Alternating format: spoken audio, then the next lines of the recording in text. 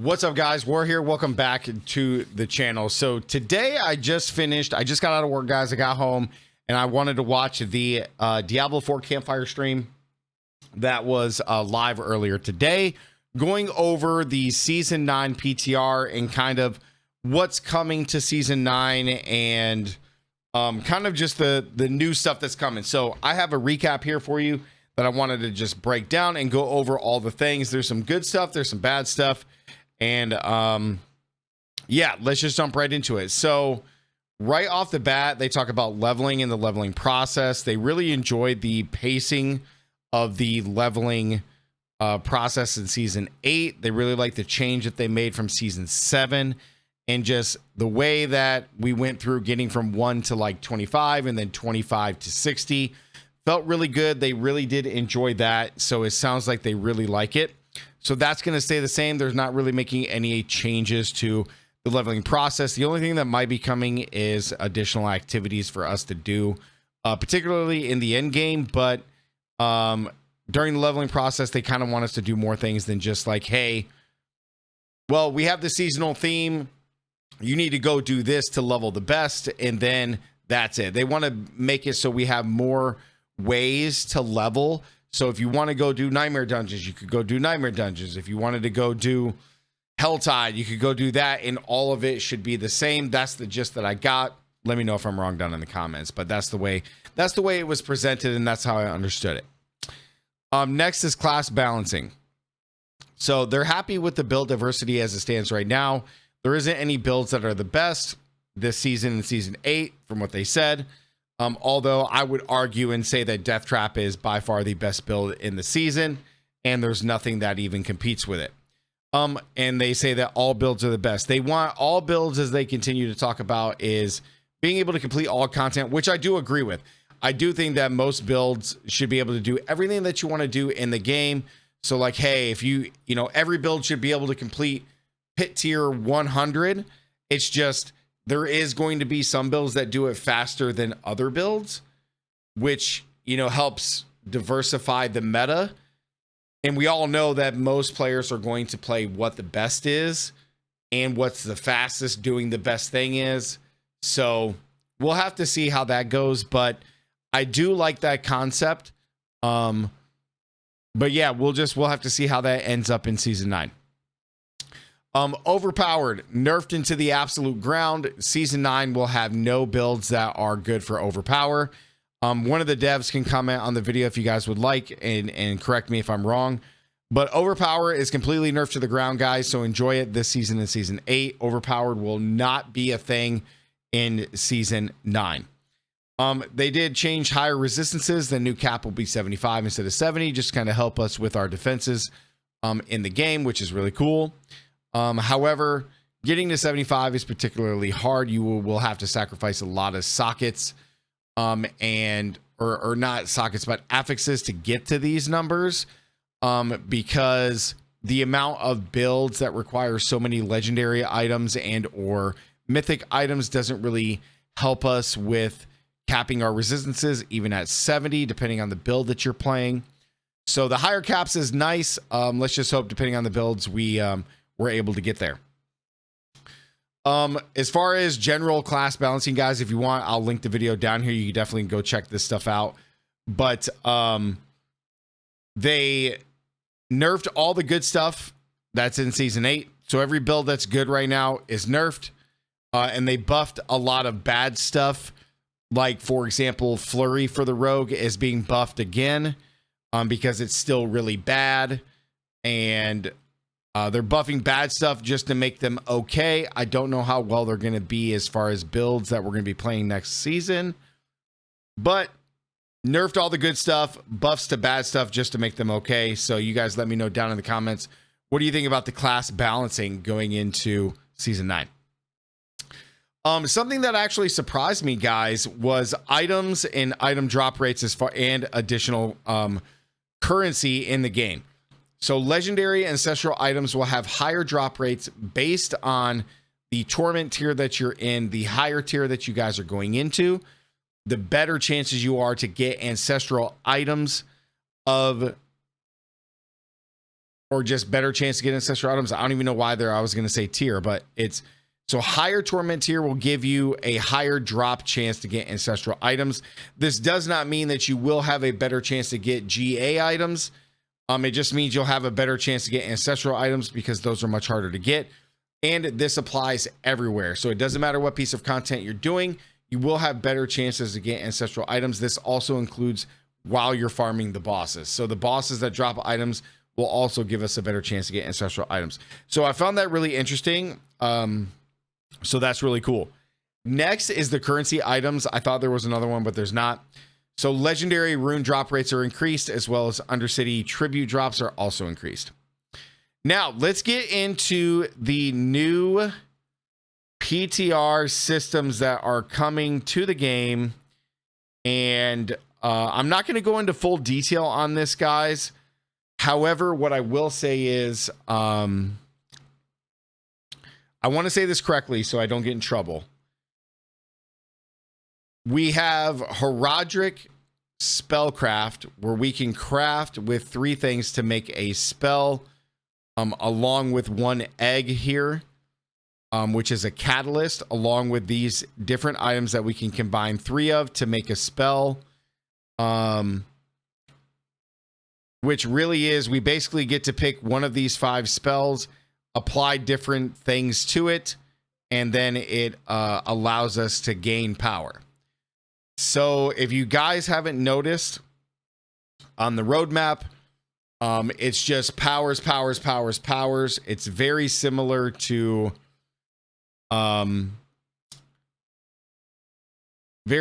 season 2, season 3, season 7, and season 8 with a power type seasonal theme, which we will also get another one in season 10. As cool as they made this system seem, and it seems very interesting with how these, like making a spell and changing how it does things, add some variety to stuff. I think, I'm gonna speak for myself, but I think a lot of community members of Diablo 4 are feeling the same way. I think we're just we're like exhausted of the power type seasonal theme. It's just repetitive.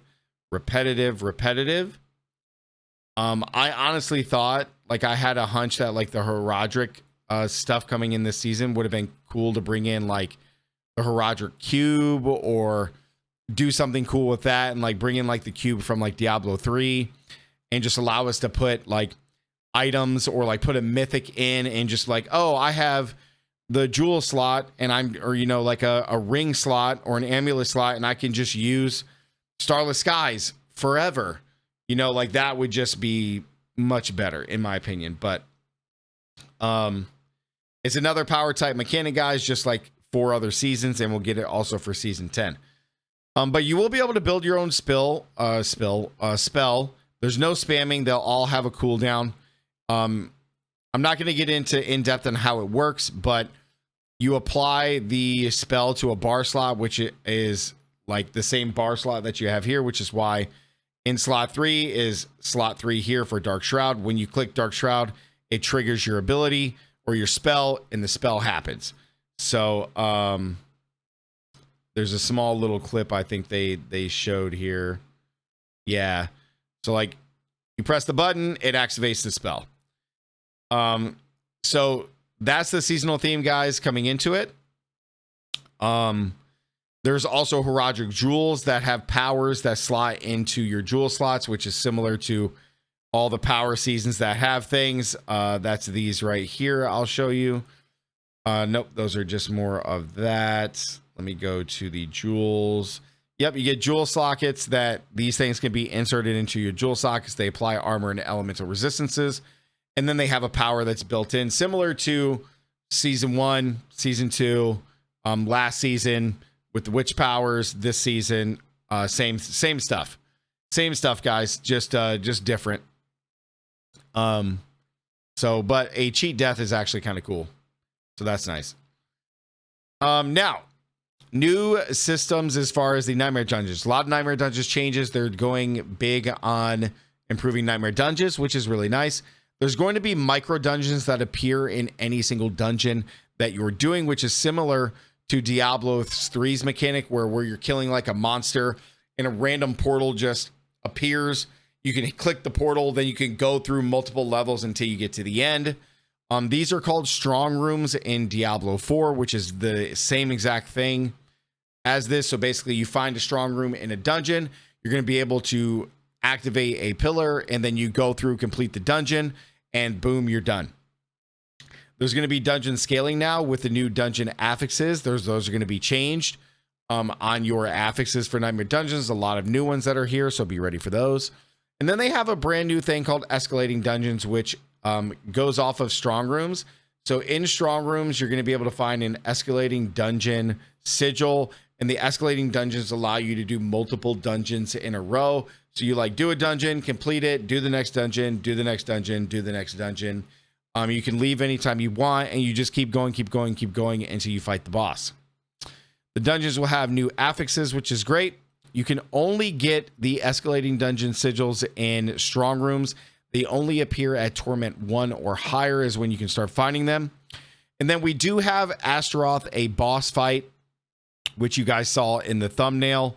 Astaroth is back from the campaign. It's a new boss. This will not be included on the boss ladder. You guys let me know what you guys think about that down in the comments. I just have a questions for the devs. Why still no Diablo? Why no Mephisto from season 6? We're getting all these other bosses that don't tie into the story or anything like that, that have no significance. So I just don't know why we still didn't get Mephisto from season 6. It would have been huge to hit on that. So I'm still wondering why we have other bosses and still no Diablo or Mephisto. But we do get a new boss fight. It isn't going to be in the boss ladder as of right now through the PTR, but I would imagine that after the PTR that Astaroth will be added to the boss ladder for another boss for us to farm. And that's it, guys. That's everything that we have here. Oh, one last thing. I didn't note it, but apparently in the PTR, guys, we are supposed to be able just to go through and just start testing everything. But hold your breath. I would not be surprised if we don't get access to the goblin in the first 1 or 2 days. But they said on the dev stream that we're supposed to be able to just to start to do everything to test the most important things, which are going to be all your Heraldric spells, the new boss, and then testing all of this stuff out, like the torment levels and being able to test out the drop rates and doing all those things right from the get-go. So as of today, 5:22 of recording, we're supposed to be able to do that, but don't hold your breath because that has changed prior to the PTR. But yeah, guys, that's all that I have here. My final thoughts on the PTR and the season 9 is there's some good stuff here. Let me see. The resistances are nice. The legendary drop rates for runes, ancestrals, and undercity, all great. I think those are cool.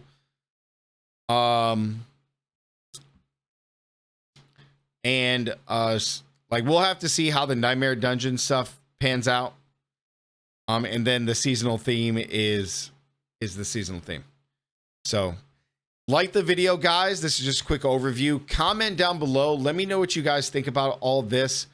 I'm excited to try a lot of this stuff in the PTR. However, I just hope that the devs going forward, I know they really want the game to be really good and just be fun for everybody. I just hope that we can get there.